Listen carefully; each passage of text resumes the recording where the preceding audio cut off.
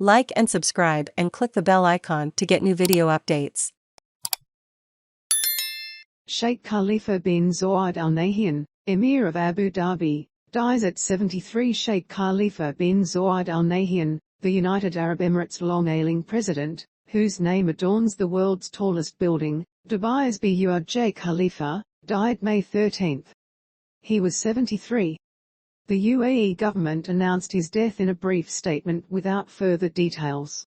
Sheikh Khalifa, who became president in 2004, gave up running the country's day-to-day affairs after a stroke in 2014 and was seldom seen in public in recent years.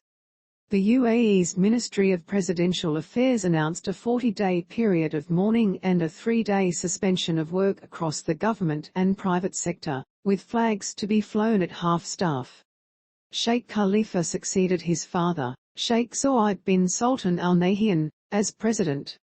His father is widely revered by Emiratis as the UAE's founding father after the country became independent of Britain in 1971.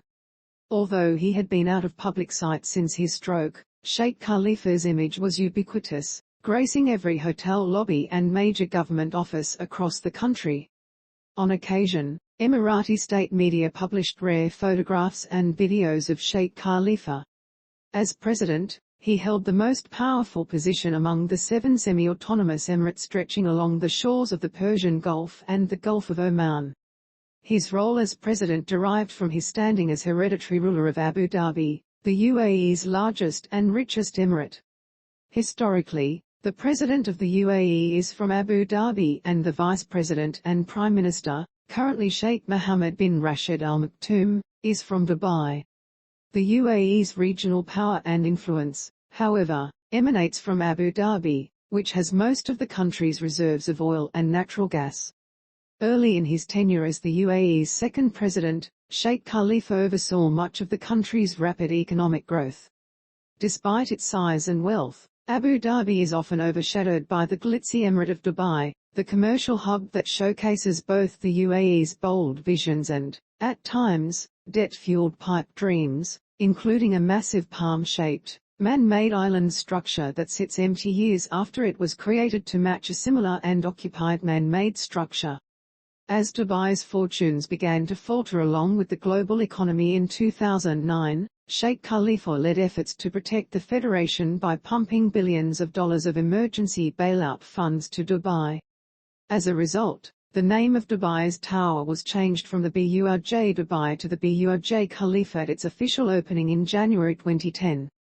The two emirates sometimes disagreed on international and commercial decisions. In 2003, Sheikh Khalifa ordered the creation of a new airline, Etihad Airways, which competes with Dubai's much larger Emirates Airline. Sheikh Khalifa also used Abu Dhabi's oil wealth to attract cultural and academic centers, such as a branch of Paris's Louvre Museum and satellite campuses of New York University and the Sorbonne.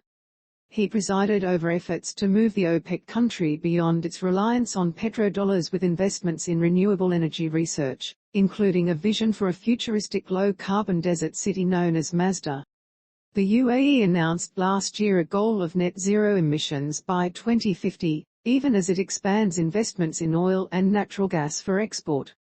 Sheikh Khalifa also helped boost the UAE's regional profile by sending warplanes to the NATO-led mission against Moammar Gaddafi's regime in Libya in 2011.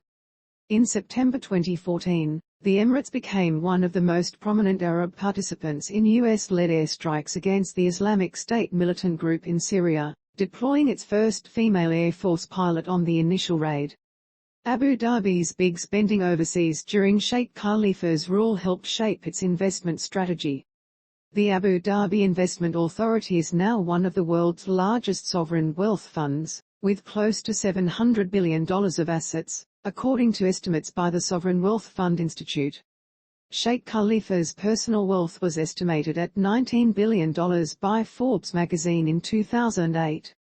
His half-brother, Abu Dhabi Crown Prince Mohammed bin Zayed Al Nahyan, was seen as the country's powerful de facto ruler and the leader making major foreign policy decisions such as joining a Saudi-led war in Yemen and spearheading an embargo against Persian Gulf neighbor Qatar in recent years. There was no immediate announcement about a successor, although Mohammed is expected to claim the presidency as Abu Dhabi's crown prince. He was educated at Britain's Royal Military Academy Saundershurst. In 1969, while Abu Dhabi was still a British protectorate, Sheikh Khalifa was named Prime Minister and Chairman of Abu Dhabi's Defence Department, which later became the core of the UAE's armed forces. After independence in 1971, he became Defence Minister. Although the UAE's ruling sheikhs hold near absolute power, Sheikh Khalifa began an